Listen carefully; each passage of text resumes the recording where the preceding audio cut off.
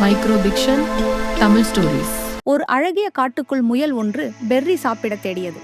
அங்கே ஒரு இருள் நிறைத்த குகை அருகே பெர்ரியை பார்த்தது. அருகில் சென்று எடுக்கும்போது குகைக்குள் இருந்து பயங்கரமான கரடி முயல் கிட்டே வந்தது.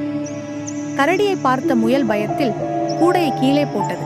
பயத்தில் இருக்கும் முயலை பார்த்து, யாரும் என் நண்பனாக இருக்க விரும்பவில்லை என்று சொல்லிக்கொண்டே அங்கே இருந்து சென்றது.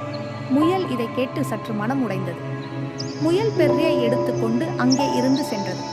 சற்று தூரத்தில் ஒரு அழகிய பட்டாம்பூச்சியை பார்த்து நண்பனாக நினைத்தது.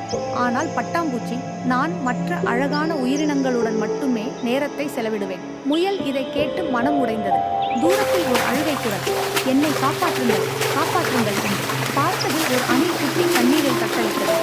உடனே முயல் பட்டாம்பூச்சியிடம், வா, நாம் சென்று காப்பாற்றுவோம்.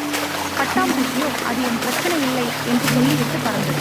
அங்கே திடீர் என வந்த கரடியார் தண்ணீரை குடித்து அணில் குட்டியை காப்பாற்றியது. பிறகு அணில் குட்டியை பத்திரமாக இருக்கும்படி அறிவுரை கூறியது கரடி. கரடியார் முயலை தன் குகைக்கு அழைத்தது.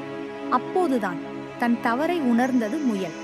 கரடியார் தினம் தினம் மற்ற விலங்குகளை காப்பாற்றி பசியாற்றியது பற்றி தெரிந்து கொண்டது. கரடியாரின் மனதை புரிந்து கொண்டு அங்கே இருந்து சென்றது.